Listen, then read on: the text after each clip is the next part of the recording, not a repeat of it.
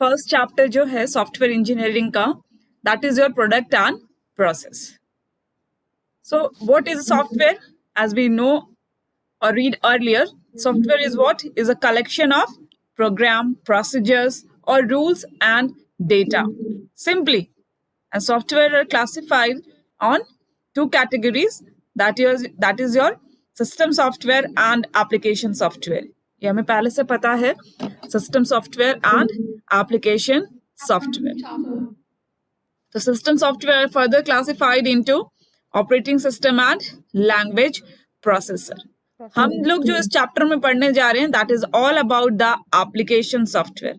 किस तरह से किसी भी सॉफ्टवेयर का डेवलपमेंट होता है, that comes under the software engineering. Clear girls? Yes, So ma'am. so the software, what are the different characteristics of a software? Characteristics of software are classified into 6 major components.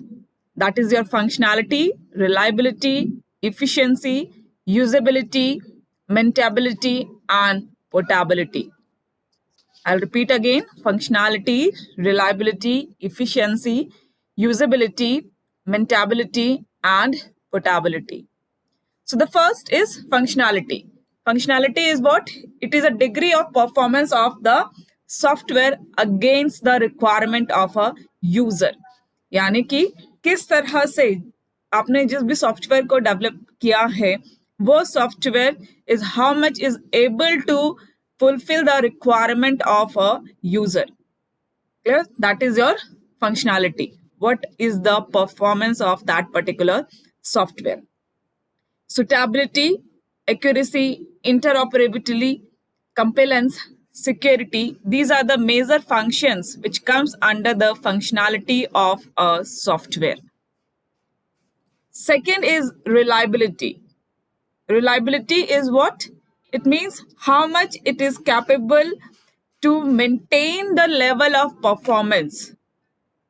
आपने जो भी performance set किया या software जितना performance दे रहा था to meet the users requirement, is that software is capable of maintaining that much level of performance or not.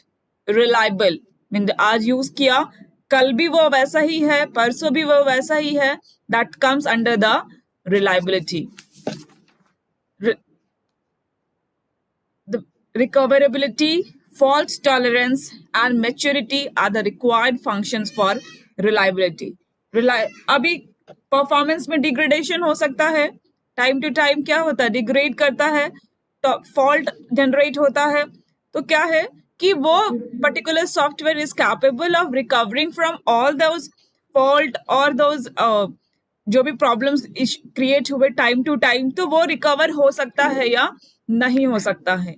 Fault अगर आ रहा है तो वो कितने how much it is able to tolerate, और वो क्या करता है कि आपका जो रिक्वायरमेंट है या फिर जो परफॉर्मेंस वो दे रहा था उस चीज को वो मेंटेन कर पाता है. Third is the efficiency. Efficiency, it refers to the ability of the software to use system resources. As software individually तो काम नहीं कर रहा, it is all associated with the different resources of the system. उसको किस तरह से utilise कर पा रहा है. As we know, कोई भी रिसोर्सेस अगर हमारे सिस्टम से एसोसिएटेड है तो वो क्या होना चाहिए, 100% यूटिलाइज होना चाहिए. तो software is whether it is able to maintain or to use the resources of the system effectively or not. The software should make effective use of the storage space, execute command as per desired timing requirement.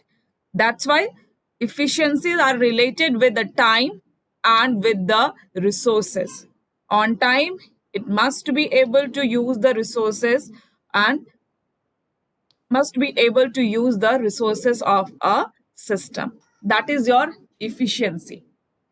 Fourth is the usability. Usability, it means it refers to the extent to which the software can be used with ease. मतलब जितनी आसानी से वो पहले से use हो रहा था, या आप क्या कर सके, यूजर जो उसको यूज करने जा रहे हैं उसको क्या कर सके, इजिली समझ सके, लर्न कर सके और उसको क्या कर सके, ऑपरेट कर सके।